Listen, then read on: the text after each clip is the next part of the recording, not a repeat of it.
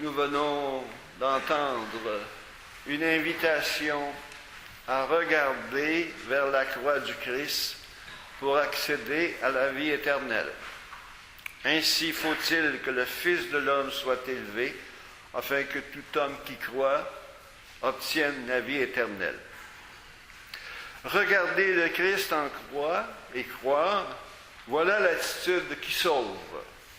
La recette est simple, tellement simple qu'on finit par l'oublier. La croix, c'est le sommet atteint après un parcours parsemé d'accusations injustes, d'une condamnation par un chef d'État lâche qui savait Jésus innocent, de flagellation et de coups de bâton. La croix, le châtiment le plus humiliant de l'époque, éloigne les amis et les défenseurs. À la croix s'ajoute le poids de la solitude. C'est pourtant le moyen choisi par Dieu pour nous réconcilier avec lui. La croix, c'est aussi le rappel de nos faiblesses, de nos trahisons, de nos lâchetés. Mais c'est surtout la preuve ultime de l'amour de Dieu pour chacun et chacune de nous. Un amour qui ne s'explique pas avec la raison. Un amour fou, mais qui se comprend avec un cœur animé par la foi.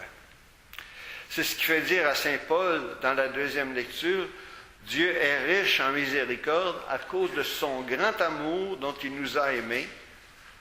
Il nous fait revivre avec le Christ. La croix, jusqu'à tout récemment, faisait partie de notre environnement. On la retrouvait partout. Dans les salles d'école, dans les chambres d'hôpitaux, dans les hôtels de ville, dans toutes les cuisines et les chambres de nos maisons et à bien d'autres endroits.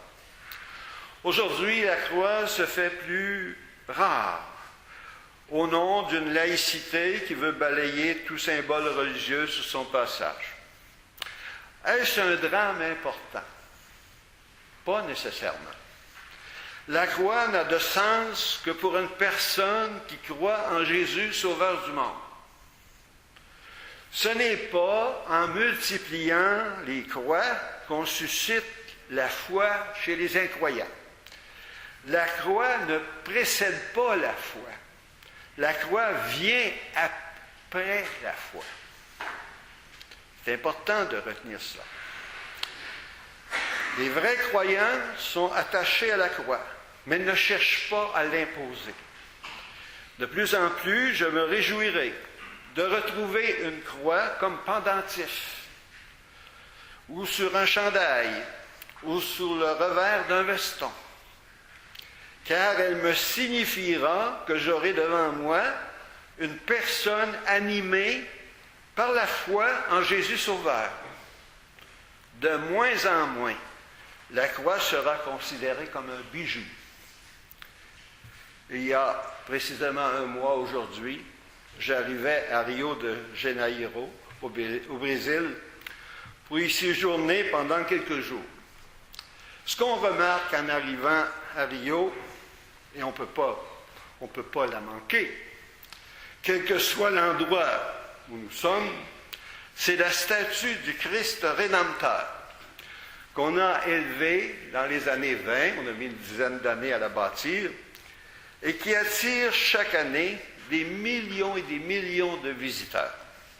Elle est située sur ce qu'on appelle un rocher un peu isolé, un piton, une montagne, qui s'élève à 2000 pieds au-dessus du niveau de la mer. C'est une statue en ciment qui fait 100 pieds de hauteur avec sa base et dont les bras font 90 pieds. Vue de la ville, vue de la mer, cette statue nous apparaît comme une immense croix. En s'approchant, on reconnaît évidemment la figure du Christ Rédempteur, qui reflète une paix réconfortante. Et je n'ai jamais vu un aussi beau monument en ciment.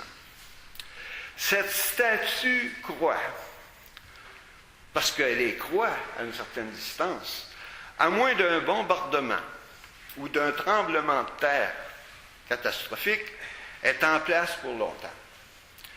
Car c'est l'endroit touristique le plus fréquenté au Brésil. Et ce serait gênant pour une municipalité ou un pays d'enlever un symbole religieux qui rapporte autant de devises étrangères. Ce serait se tirer dans le pied, comme on dit parfois. Au départ, ce n'étaient pas les intentions de l'évêque de Rio, ni de l'ingénieur qui a conçu cette statue. Ce n'était pas d'aider l'économie de la ville, ni du pays, en érigeant cette statue. Elle se voulait un signe de foi et d'espérance de la part de la population de Rio, en grande majorité catholique. Aujourd'hui, pour les croyants, cette statue demeure un symbole qui réconforte, car sa présence qui traverse les générations témoigne par elle-même.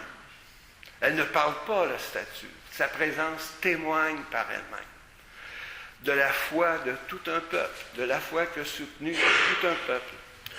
Souhaitons que nous puissions conserver chez nous, au Québec, ces symboles importants qui ont été érigés par nos ancêtres et qui témoignent de leur foi et qui témoignent aussi de la nôtre, car ils font notre fierté, car ils continuent à témoigner silencieusement des valeurs chrétiennes qui animent plusieurs d'entre nous.